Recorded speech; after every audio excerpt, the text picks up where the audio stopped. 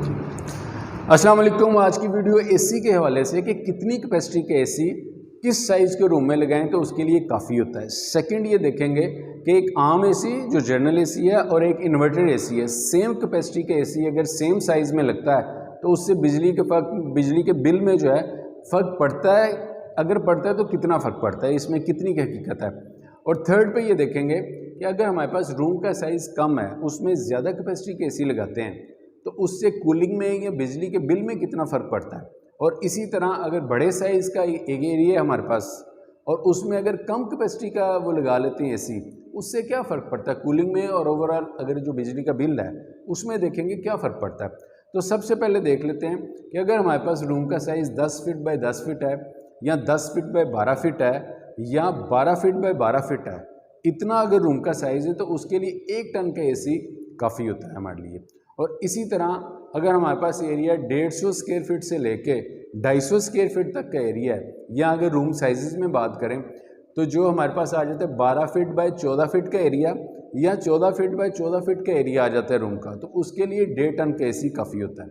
और इसी तरह अगर इसकी रेंज निकल जाती है 250 स्क्वायर फीट से लेके 400 स्क्वायर फीट तक चली जाती है तो उसमें फिर 2 टन का एसी काफ़ी होता है। अच्छा, अब ये देखते हैं इन्वर्टेड से कितना फ़र्क पड़ता है। सपोज हमारे पास 12 फीट बाय 12 फीट का एक एरिया है, उसमें हम 1 टन का एसी रिकमेंड करते हैं। 1 टन का अगर हम इन्वर्टेड एसी लगा लेते हैं उसमें और आम एसी में कितना फ़र्क पड़ेगा बिजली के बिल में।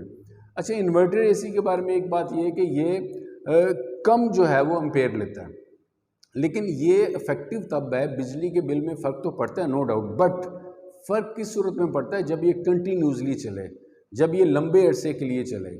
अगर बार बार जैसे लोड शेडिंग अगर बहुत ज़्यादा हो रही है, हर 3-4 घंटे के बाद लोड शेडिंग होती है, एसी बंद हो जाता है घंटे के लिए, फिर चलता है, फिर कुछ देर के लिए बंद हो जाता है, तो उसमें बिजली के बिल में इतना ज़्यादा फ़र्क नहीं पड़ता। फ़र्क तब पड़ता है जब ये कंटिन्यूसली चलता है और फिर जाके बिजली के बिल में फ़र्क पड़ता है। और फ़र्क तब पड़ेगा जैसे अगर आपके पास कैपेसिटी है 1 टन की, 12 बाय 12 में 1 टन के एसी काफ़ी होता है।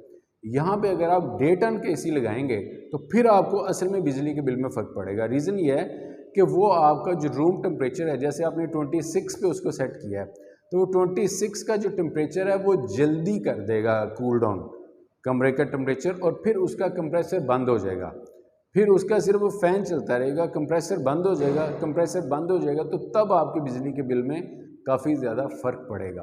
तो ये एक वो छोटी सी टिप थी जो आपसे शेयर करनी थी।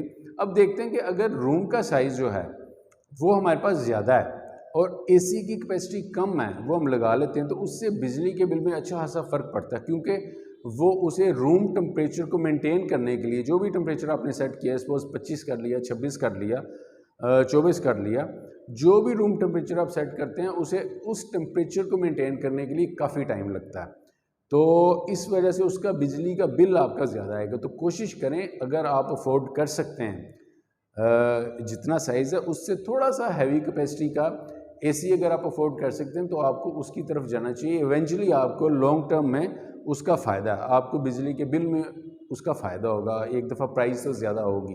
उम्मीद है ये वीडियो आपको पसंद आई होगी, पसंद आई तो लाइक कर दें। नेक्स्ट वीडियो तक अल्लाह हाफ़िज़।